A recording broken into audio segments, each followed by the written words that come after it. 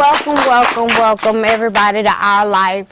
Today on Our Life, we're going to talk about a sensitive topic that most people do not want to talk about. They would like to avoid.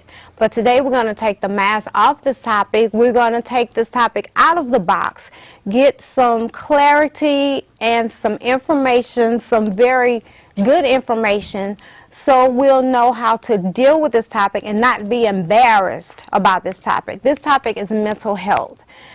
Mental health is a very dear, near, sensitive, emotional topic that has been a part of my life since I was a child. So I will take off some of my masks today.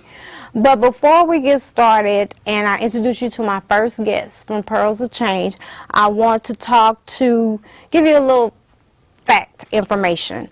Mental health. Mental health has been around since the 1800s. Most people back in the day would refer to someone with mental health as being demon possessed. And in all reality, they had a mental health issue.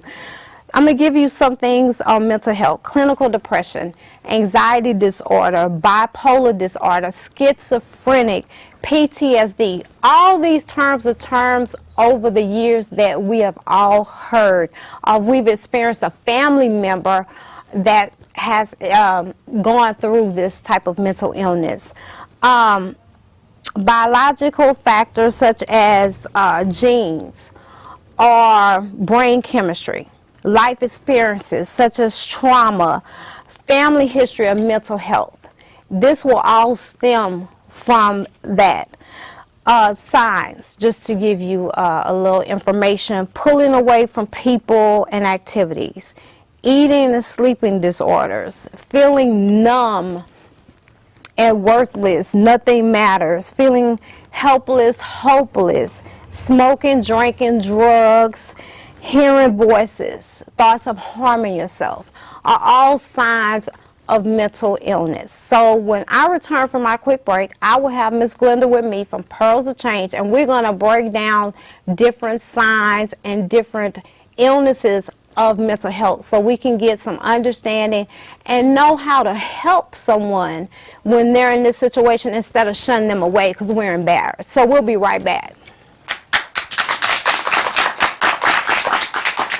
Hi, this is Kim of Women Cultivating Greatness. Our mission is to hold high-impact events that help women to connect, communicate, and collaborate. We also work with other nonprofits to help them in their missions. We will be this year creating more events and more things to help women.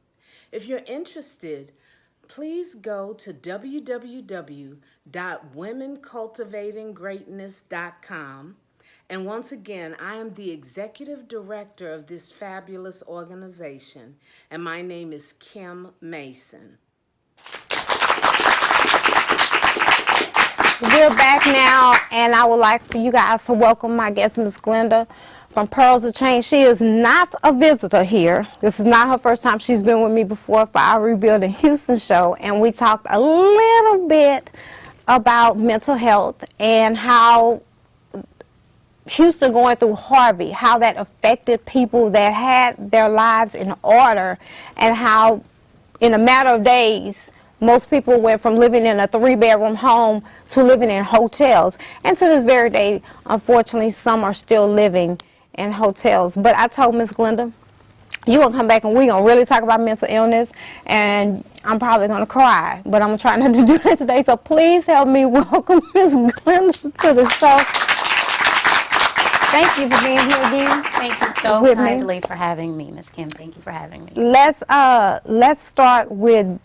break down different types of mental illness. Well, first, let's identify what a mental illness or mental disorder, should I say, is.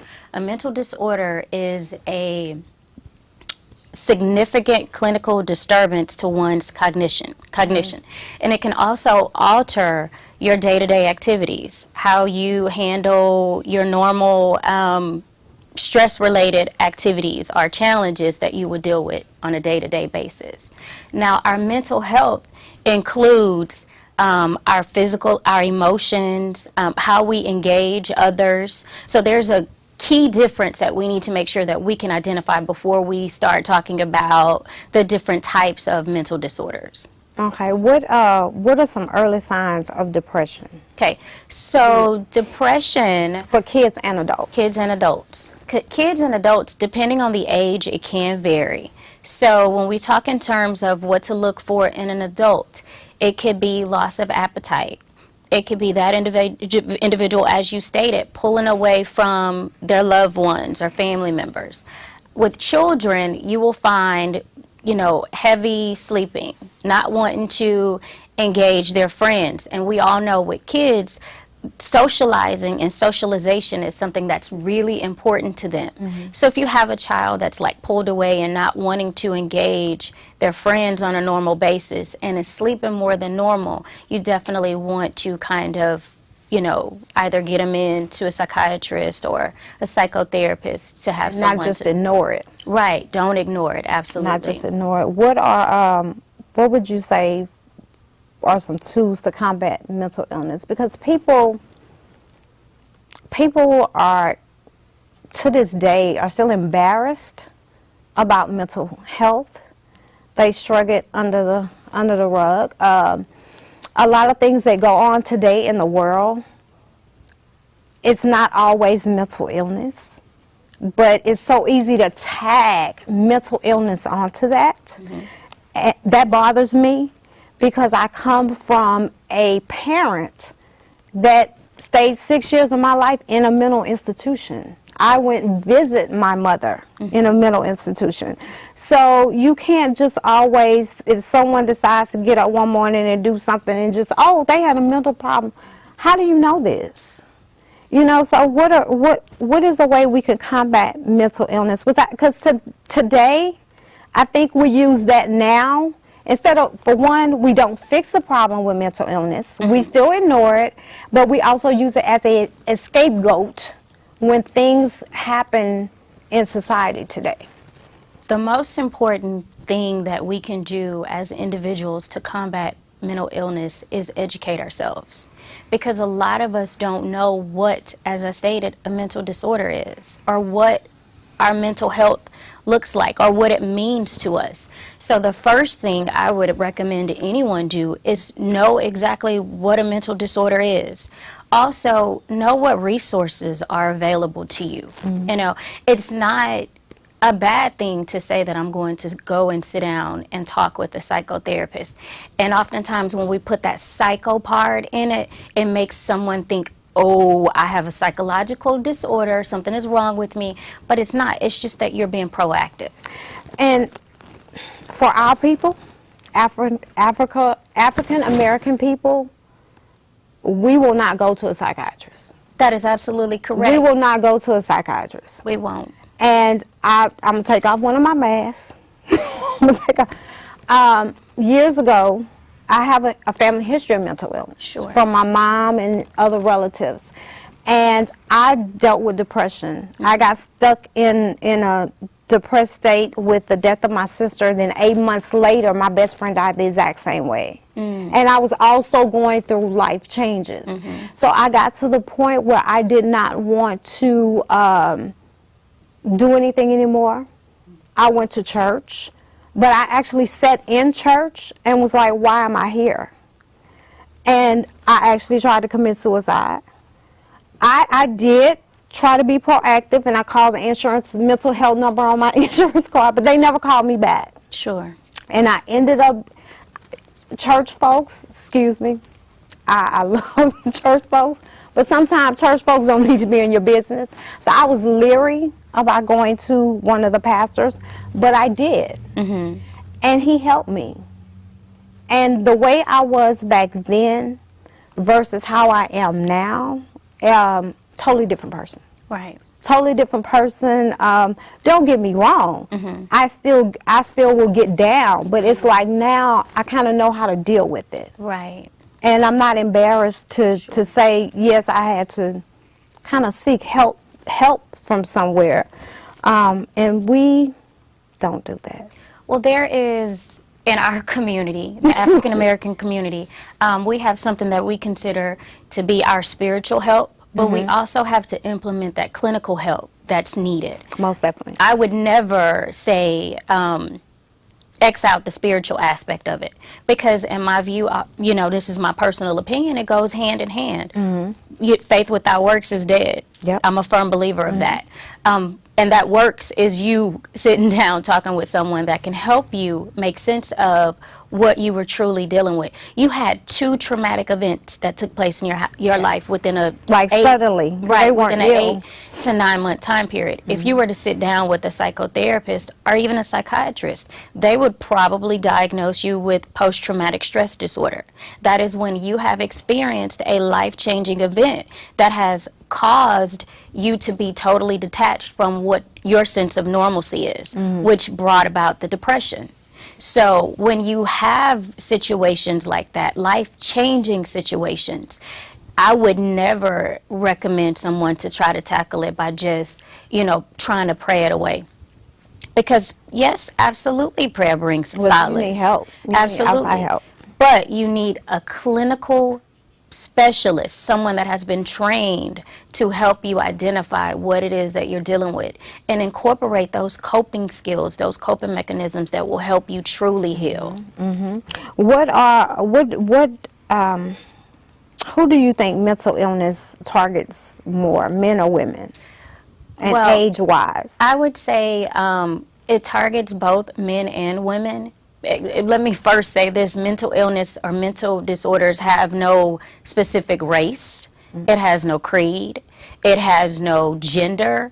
It is something that if you are challenged and if there's something that's taking place in your life and you don't truly know how to handle it, yes, you will fall into depression or anxiety. But when we talk in terms of who it truly affects and what gender is more likely to get help, it's women. Yeah. Women are more likely to seek out help than men. Men will go through their entire lives dealing with a mental disorder and will never, reach out and ask for assistance. And I'll go a little bit further and talk about statistics. 18.1% of Americans in the United States alone will suffer from a mental illness within a given year. Now, when we talk in terms of individuals that seek help, the numbers and the percentages are a lot lower, but yet you still have more women that will seek help than men. Okay. And then when we talk in terms of teenagers, at least 1 out of 5 teens between the ages of 10 and 14 will suffer from a mental illness. Okay. So parents, I encourage you, dialogue with your kids. Well, hold, press pause. Okay. Press pause. We're going to take a quick break, and when we come back, we're going to add Miss Deborah Edwards to our conversation. Okay. And then we're going to go on and we're going to talk a little about family and kids, because she's going to tell us a little about her past. Absolutely. So press pause on that. Okay. And we'll be right back with a quick break with Miss Edwards. This, ladies and gentlemen, is a rotten tomato. Nobody in their right mind would eat this because it's rotten and you would get sick. Yet, see, when it comes to the mind, we eat rotten, poisonous, dirty thoughts every day. Here are some examples. And you know what happens when we eat these rotten thoughts? We get sick. We get depression, anxiety, outrage, overwhelmed. Our culture has normalized sickness. They feed it to us on a silver platter, making us not insane, but definitely unsane. Krishnamurti said that it is no measure of health to be well adjusted to a profoundly sick society. And yes, we are sick. Yes, we are so sick that our society cares more about oral hygiene than mental hygiene. We brush and floss every day, twice a day, to keep our teeth nice, fresh, and clean. But what about mental hygiene? What do? For most of us, nothing. But if I was to ask you, would you rather lose all of your teeth or lose your mind, what would you pick? Exactly.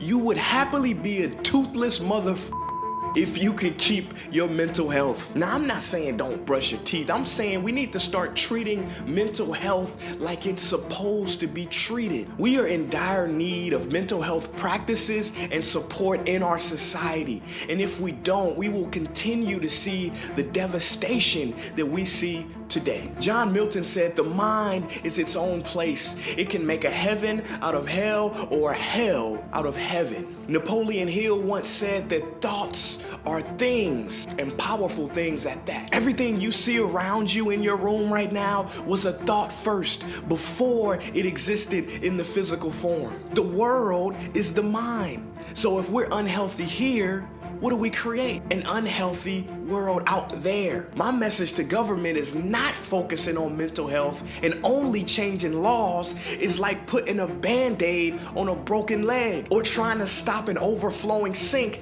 by throwing towels on the floor. Yeah, you're gonna clean up the water, but you're gonna need an infinite amount of towels until you get down there and fix the pipes, because that's where the problem started. So I'm saying we need to fix our mental health, because this is where our problems start. We're back now. I want to introduce Ms. Deborah Edwards. Thank you so much for being here with us. She has joined us on the set with Ms. Glenda. Now, Ms. Glenda, I had you on pause, so we're going to press play. I'm back on you. One other question I wanted to start with you. How important it is to have a very strong family unit when dealing with mental health. So in talking in terms of dealing with your mental health or tackling a mental disorder, it's very important to have a strong family unit, because when you have that support, it helps push you in a more positive direction. Mm-hmm. Lack of support allows you to stay in the state that you're in, which is that state of depression, that state of anxiety, that state of feeling alone. And most individuals, when they're struggling with a mental illness or a mental disorder, should I say, the primary thing that the primary part of it is that they feel as though they are alone and no one understands what they're going through.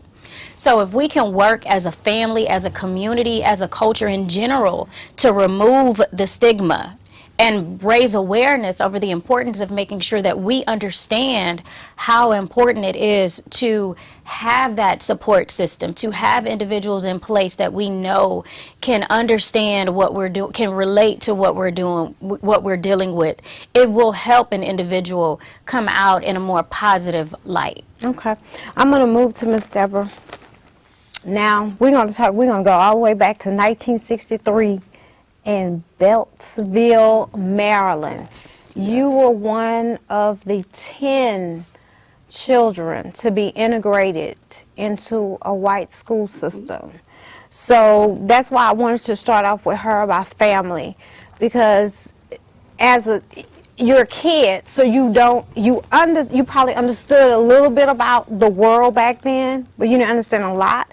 And without that family support, that kind of would make it hard. So let's start with that. Let's talk about Beltsville, Maryland. Let's talk about Beltsville, Maryland. Beltsville, Maryland was the name of the town, but I grew up in the Negro hamlet of Merkirk. I'm really proud to be a Mercurian.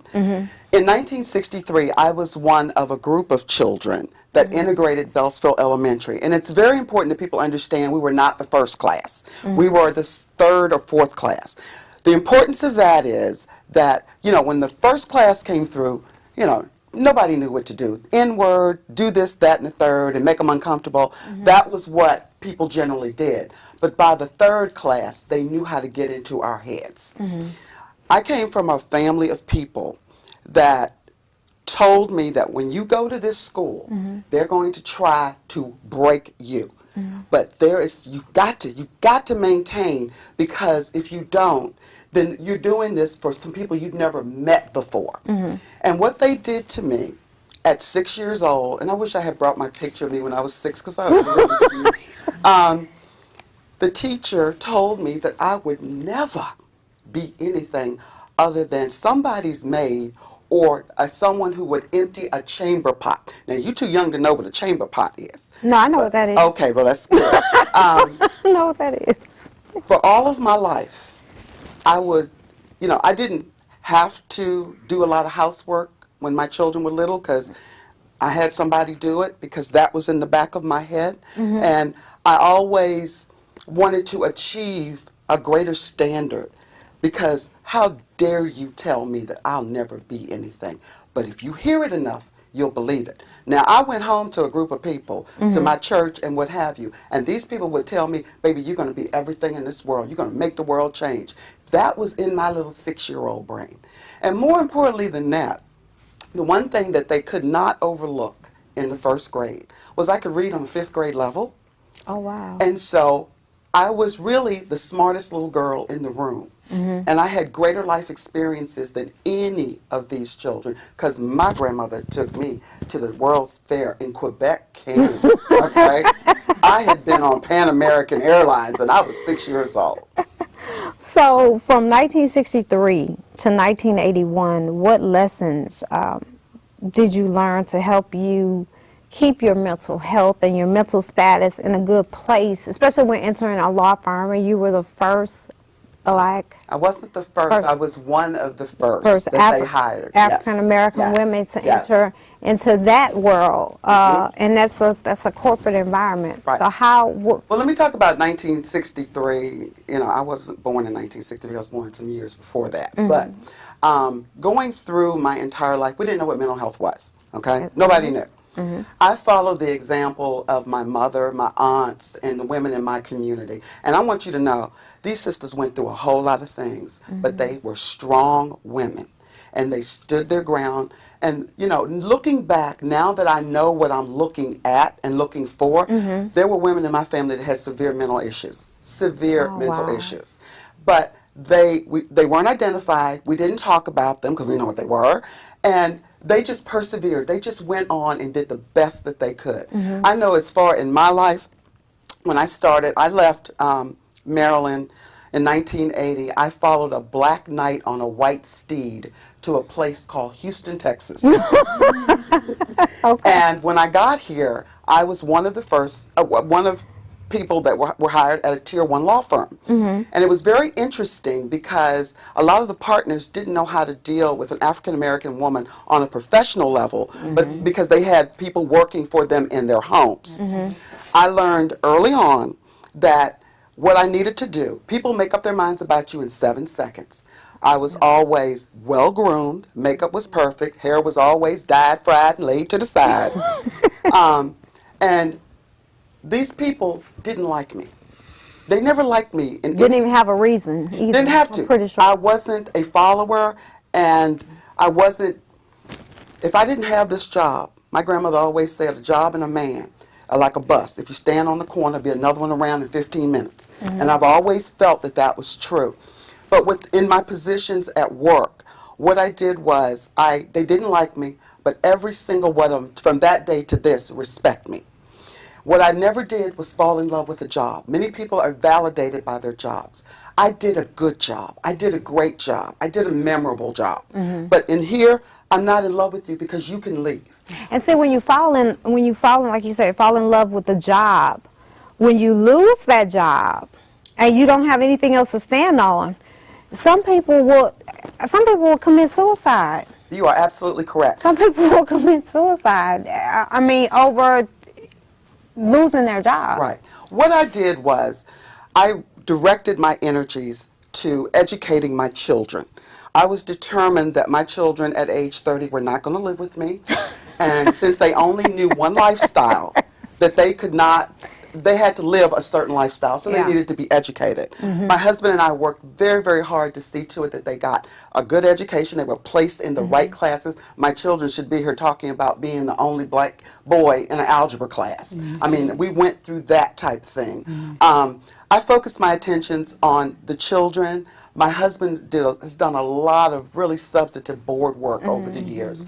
And my community has always been so important to me. And right now, at this age, I look back. I have my children, my husband, and my community. And these are the things that, I hold on to that validate me as a human being, that keeps my sanity. And that's what I was just about to say. You didn't let the things you've been through from 1963 break your mental health down to the point where you could not get up. You pour kept into getting others. up no matter how many times you were knocked down or they tried to knock you down. You kept getting up, and you didn't let that stuff, negative stuff, get in your head to where your mental status down. Let me say this about that. I come from a long line. It's a whole lot of people that died so that I could sit here today. Right. It's a whole lot of people that died so I could live in that house up on the lake. Whole lot of people. I never forget those people. Right. I never met them, but I never forget them. Right. Even now with my struggles with literacy is my baby. Our children don't know how to read in Houston, Texas, and I'm fighting everybody I can to implement programs so that these children, these babies that are so defenseless, they don't know, so that they can learn how to read. That is my deepest passion. Yeah, they, do kids even go to libraries anymore?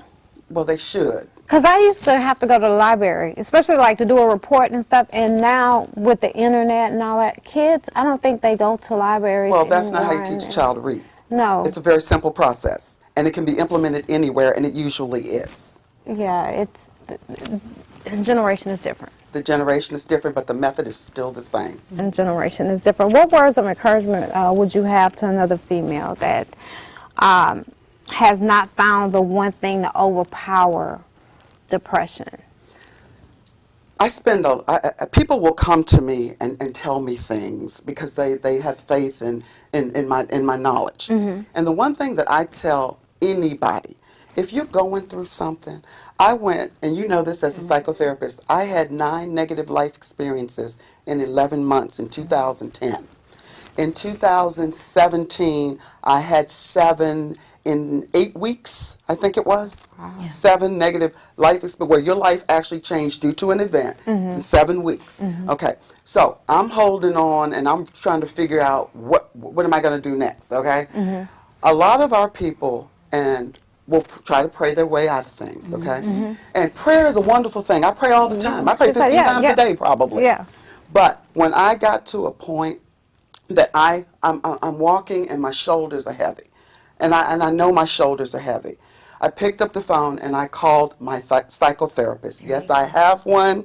I've had her for 30 years. I love her to death. There you go. Okay? I am not embarrassed about that shouldn't because be. when I need help, I ask for it. That's right. And the reason I go to a licensed clinical person is because she knows what's going on with me.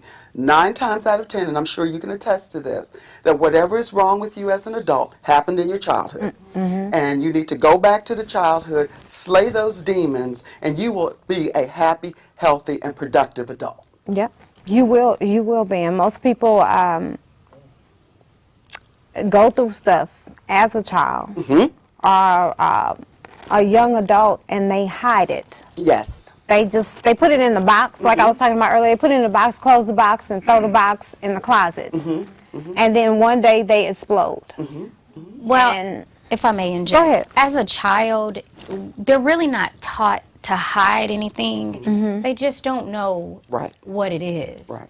And I mean, think in terms of having a 7-year-old run into you saying, "Oh, I'm depressed," or "Oh, I have anxiety. My heart is beating really fast, and I can't catch my breath." Well, what's going on? "Oh, I'm anxious about this test that I'm getting ready to take." These are normal activities that could bring about anxiety for a 6 or 7-year-old. They don't know how to communicate that. So when we talk in terms of, yes, today in 2018, we are a little bit more abreast of what to look for when we talk, when in terms of mental health and, you know, mental illnesses in general. But when we go back 20, 30 years ago, It wasn't. no, it's not talked about. So here it is. You have homes, parents today building foundation on brokenness. And it's not so much because they're in single family homes, because I'm a single mother. It has nothing to do with that. It's what's within them that they have not had an opportunity to heal. I tell everyone, when you heal the child within, the adult will really come out. That's exactly right. Yeah. Yeah. So it's important to be able to tune into what the things that transpired in your life as a child. Like as Miss Edwards stated, she had a team of individuals in place that when she came home from school on a daily basis that poured into her. You know, to remind her, you are strong, you are tenacious, you are all these quality things that even though you're walking out into society, they're telling you that you're not. I'm here in front of you reminding you that you are. Well, what about the children today or in our time that didn't have that? Here they are, they're hurt, they're searching, they don't know how to explain their pain. But again, the most important thing that we can do today is educate and embrace the fact that mental health is very prevalent. Very. And it's not just the African American community. No, it's every community. Yeah. Okay. Yeah. I want to thank Ms. Deborah, Ms. Glenda. Thank you both for being here. You're running for I am running can for you tell us about that before we wrap up y'all segment? You run, I can't leave that out. I am running for a municipal utility district board seat in Town Lake in Cypress, Texas. The election is May 5th. Normally in a mud race, nobody even cares. You get 5 of your friends and you're in. Except this community is very, very connected and very astute, and it's like running for president. Oh my so God. I'm having to do a whole lot of work. And even with this mud race, I'm the only African American running. Not that I think that makes a difference, but it really does.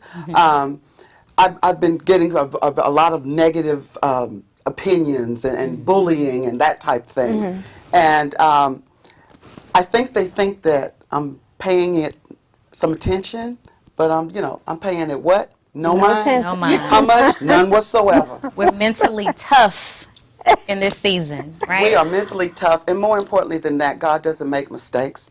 If this doesn't work out, that means He's bringing me to something greater and higher. Absolutely. And whatever happens, I'm excited. Okay. Well, good luck with that. Thank I wish you. you all the best. I want to thank Ms. Glenda and Ms. Deborah for being here in my first segment. We'll be right back after this short break with Ms. Bette Landry from the Texas Behavioral Health. So we're going to discuss a little bit about meds. It's all about mental health today because it needs to come out of the box and the mask needs to come off. So we'll be right back with Ms. Bette.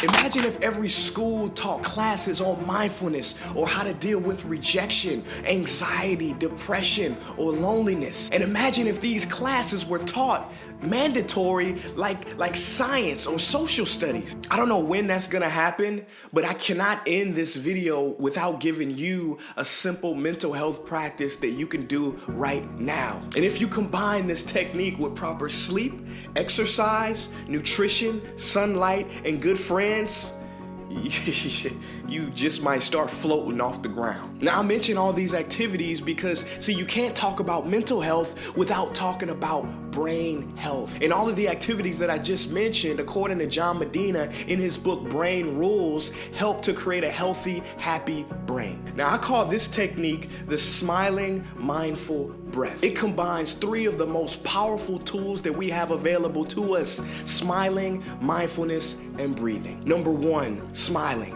What is in a smile? Well, a simple smile can relax your entire nervous system. According to the facial feedback hypothesis, the facial muscles have the largest impact on our emotional state. See, when you smile, even when you're unhappy, the brain senses the flexing of certain muscles and it thinks, hey, I must be happy about something, resulting in your mood being lifted. Number 2, mindfulness meditation. Is your mind running your life? Do you believe everything that you think? See, the more watchful and objective you are to the thoughts that come in and out of your field of awareness, the less you will be overwhelmed and trapped by them. People who practice mindfulness report higher levels of everyday happiness and fewer problems with regulating emotion. Number 3, the breath.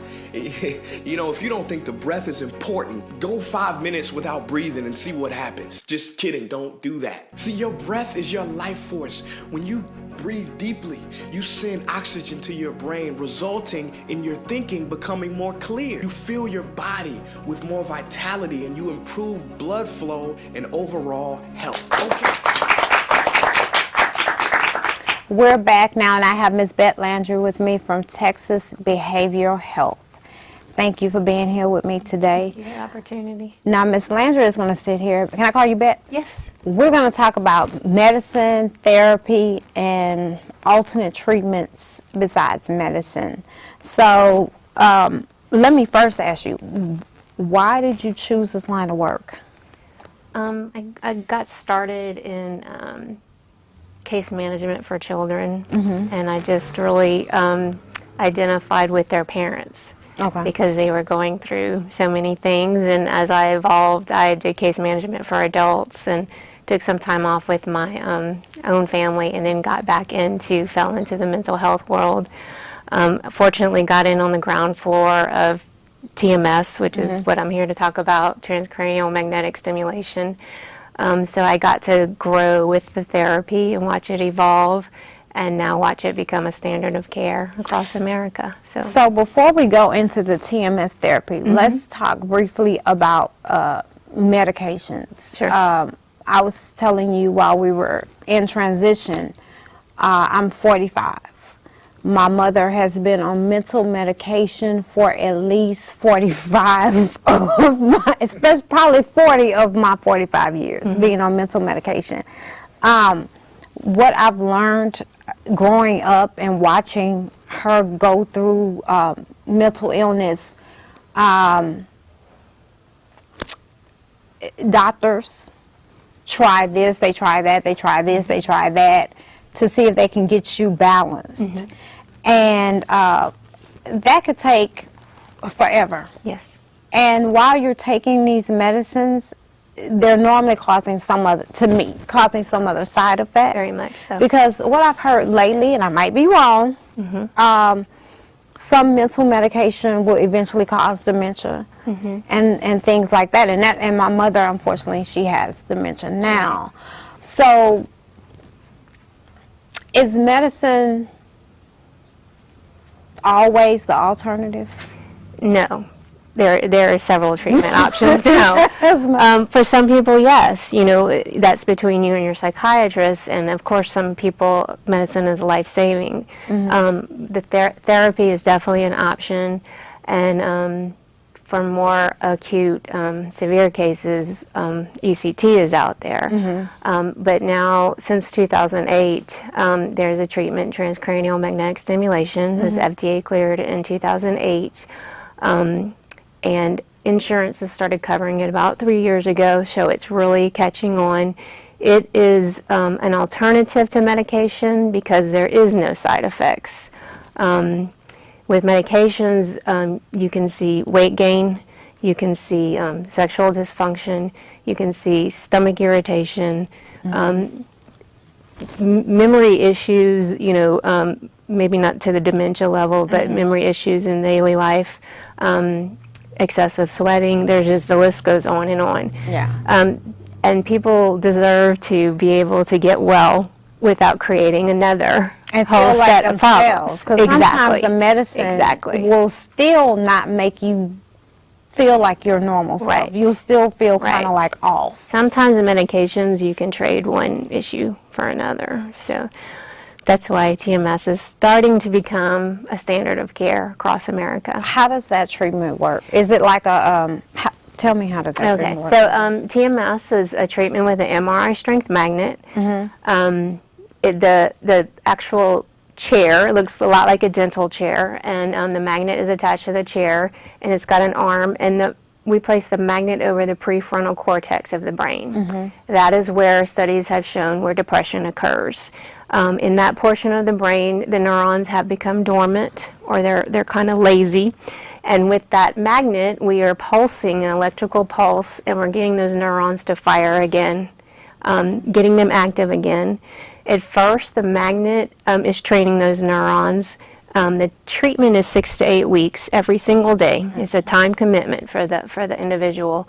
But once we do that 6 to 8 weeks, science has shown that the neurons start taking that on their own.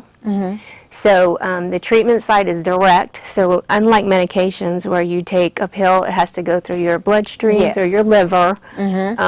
the magnet is treating directly at that portion of the brain, then the hormones start happening again, which is what the medications target as well. So when you're doing this treatment, are they experiencing any type of pain? It is a pulsing sensation right underneath the magnet, and most people describe it as an unusual or strange feeling. It's not normal, and it's a fast tapping sensation right underneath the magnet. Most people, because they come in every day, they really desensitize to it. Okay, they get Yes. used to it. I asked Ms. Glenda this question: how important is it a strong family circle when you're going through these processes and these changes? It's very important because people who suffer from depression, especially people who've had it for decades, they've tried things, and sometimes those things will work for a little while, and then they backslide. Their self-esteem goes down. Sometimes they're afraid to tell their family they're going to try yet another thing because they don't want to disappoint their family members. And it's very important that the family back them up and say, no, you're worthy of us trying another treatment. You're And it's not worthy. gonna hurt to try. Right. You're worthy of this, and you're worthy of the time, and you're worthy of the money, and we support you. And what I've seen as people get well, because my treatment is about 8 weeks, that person sometimes has to learn to live a life without depression because they've suffered for so many years, and a strong family unit to be there for that person is really important as they make that transition. So after the 8-week treatment, have you guys experienced anyone to slip back? That Go can back happen. This is not really scientific, but most people fall into approximately 3 categories. Our goal is remission from depression, and we get some people to remission. One group of people, they might opt for a maintenance program where they would do TMS maybe once every 6 weeks, just because they liked what the TMS does instead of medication. Some people will stay on a low-level medication and pair that with TMS, or pair TMS with therapy, and they like how that works. And then a third category of people would be event-based. So say the holidays are a difficult time for you. A lot of times holidays with people with depression is a difficult time. They may come in and do a couple of treatments of TMS just to kind of boost them up to where they were before. Or if they have a life event, maybe a death in the family or something that's difficult to overcome, they'll come in and get a booster for TMS. So if you guys have someone that is severely depressed or have been diagnosed as bipolar, schizophrenic, something, can TMS still be a form of treatment, or someone like that needs to stay strictly on medications? Well, currently TMS is FDA cleared for depression. Okay. So any other protocol would be off-label. That would be between them and their doctor, and unfortunately insurance wouldn't cover that. There is a lot of studies working on those things, especially bipolar, anxiety, some hallucinations, that kind of thing. They're working on it. However, there's no data yet published to support it that would lead to FDA clearance right now. That's definitely the future, though. TMS. You, in some of your statements to me, you've mentioned insurance. How hard? Because insurance today is it's something. It's something. That's all I'm gonna say. It's something. So how hard is it for a facility like yours or Ms. Glenda's to get insurance companies to understand this person needs this care and we need for you to cover it? It really is the biggest hurdle of every day. Wow. And we have to work on it. And you know, that insurance likes to put everybody in a box, and not everybody's care is in a box, and that's one of the challenges that we face. I think it's getting better, but they're starting to be more more options. They're accepting more options, as TMS has been accepted now for almost 3 years, and that's helpful.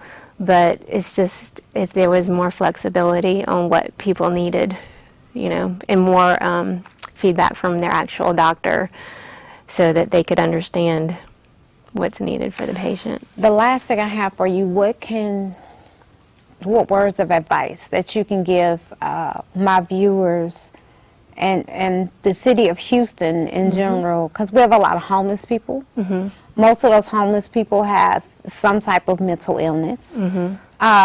We have military people that are out of the military now that suffers from PTSD that's ignored.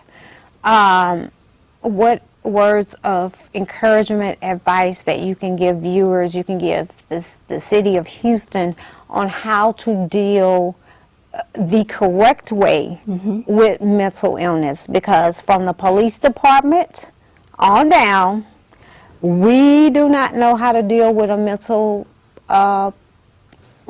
illness and people that we encounter like that. We really don't. And they claim we're going to do lessons here, we're going to do training here, and that does, to me, that's not working. Yes. What advice would you? For someone who's seeking help, I would educate yourself and know all of your treatment options, because there is multiple treatment options. Yeah. And find a doctor who will share all of those treatment options with you, because there's just not one road for everybody. Everybody's depression, everybody's health It's looks different. Yeah. And if you can't advocate for yourself, find somebody who can help advocate for you. I think everybody can find somebody. It may not be a direct family member, it may be a church member like what you talked about, or a friend, but to help you think about and learn about what your treatment options are. And that there's a lot of hope out there. There is a lot of hope. Yeah. And the future is bringing, with TMS, we're in a world where in the next decade there's going to be some major options for people.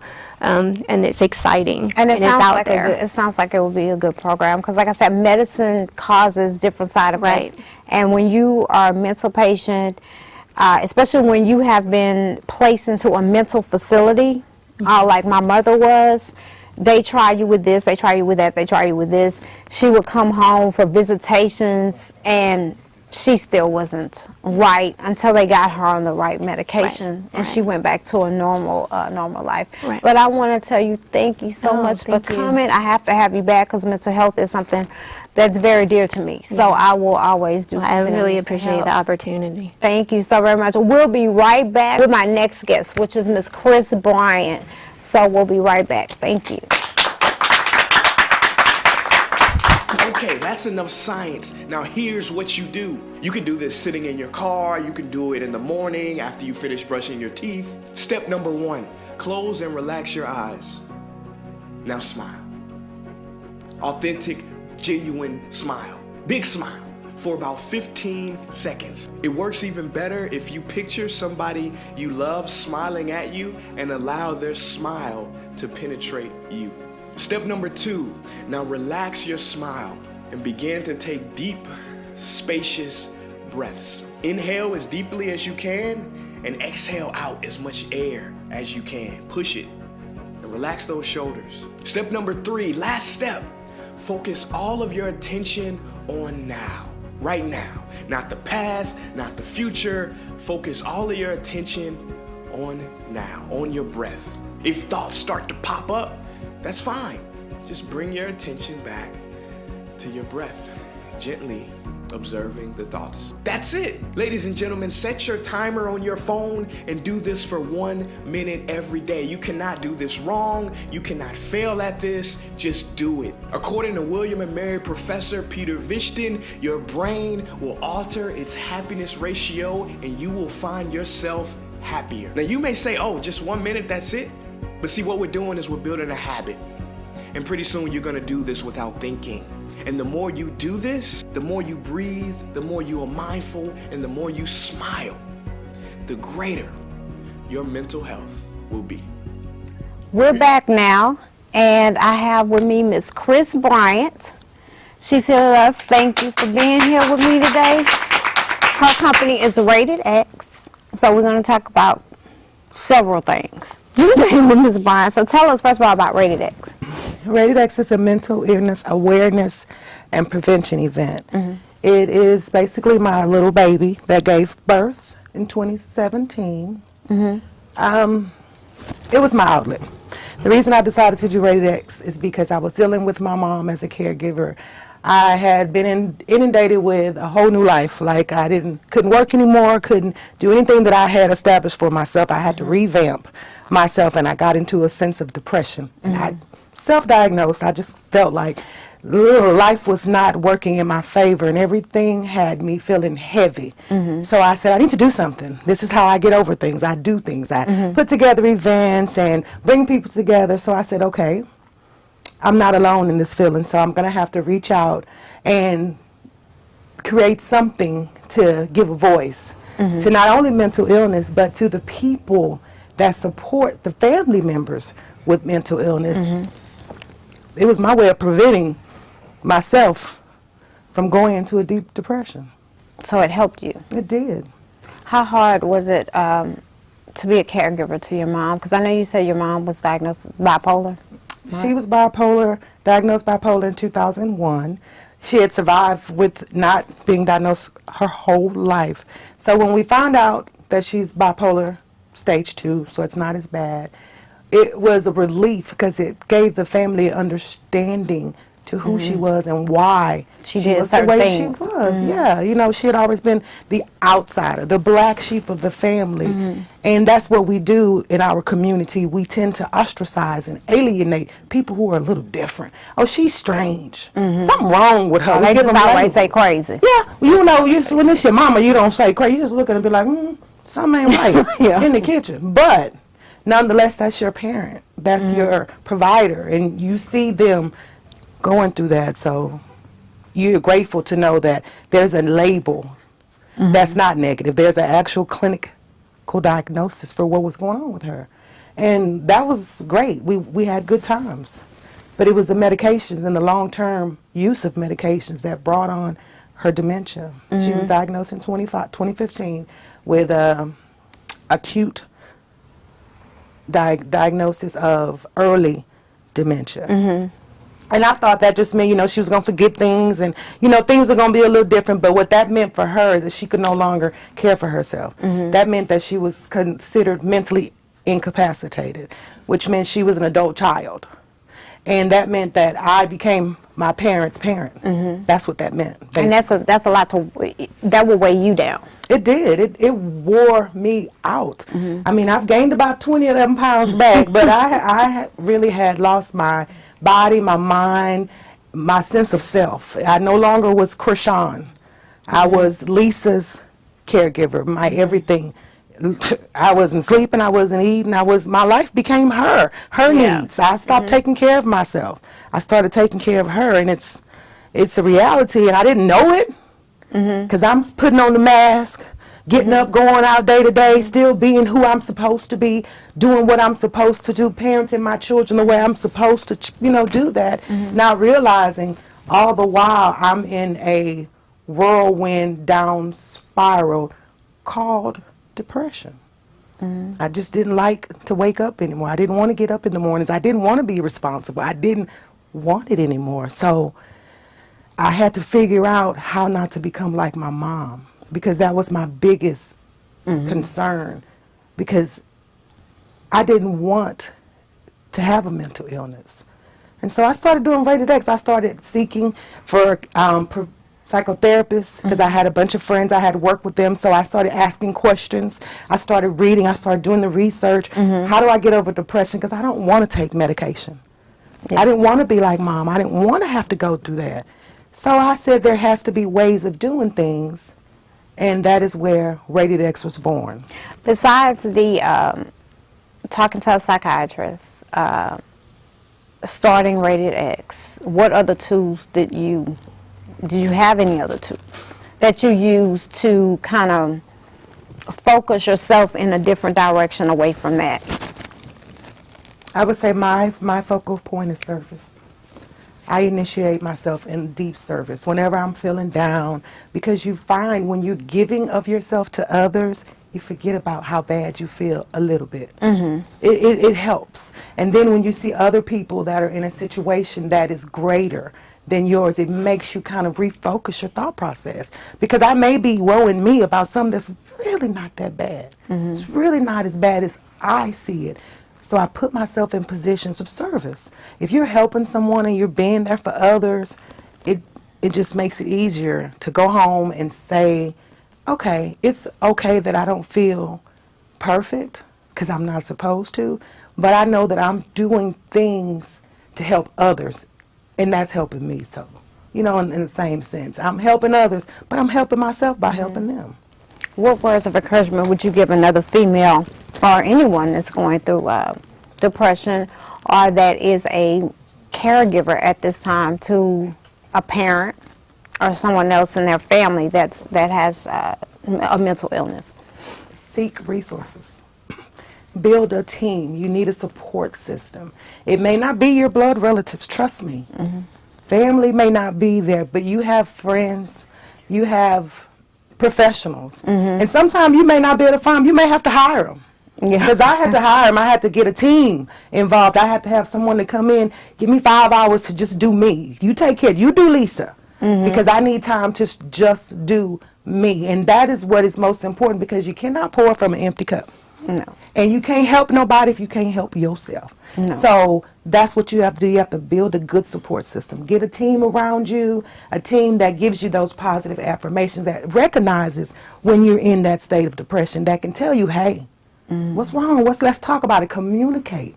That's the biggest key. When you talk about what don't feel so good, you find yourself healing. Yeah. As the words leave your mouth. It's a sense of healing, because when you hear yourself say, I don't feel so good, then you start asking yourself why. And when you start asking the questions, you start focusing on the resolutions. You find the answers. Well, before we wrap up, you have an event coming up on May 12th. So tell us about that. It's called Rated X Still. Yes, this year. It's Rated X. Rated X Still this year. Last year was Rated X. X out mental illness with healthy outlets. This year we're focusing on still, because that word has so many meanings. When you get into a state, you need to stop and be still so you can recognize. Because when you're still, you can actually see what's going on around you. Yeah. If you're steady moving in the hustle or bustle, you're missing it. Yeah. So that's why still is important. And then I say still because this is our second year doing it. And what that means is there is still people with depression, PTSD, bipolar. There are still people out here who are battling, and you are still not alone. Yeah. We're here for you, and that's what Rated X is about. We're here to prevent it, make awareness to it. Do you have a website or anything that we can go to about the event? I know about the event because I'm one of the guest speakers at the event. Me and Miss Glenda will be there on May 12th, but can you tell us where the event will be, and if you have a website or something? The event goes live on Monday. I'll have the Eventbrite and everything going on. I'm waiting on my marketing person to give me that material, but it's going to go live Monday, Lord willing, and it's going to be on May 12th at Center Stage in Missouri City. If you go to Chris Bryant on Facebook, and Chris Bryant, that's Kris Bryant, on Facebook and Instagram, all the information is there. I've been running like every day or every week. I try to, publicize and let people know that we're doing it. And a lot of people that were there last year, are spreading the word about it. So just go to my platform, any social media, and I can definitely get you all the information. Well, I want to say thank you for being here with us, and we will take a break. I'll be right back, and we'll take a quick break.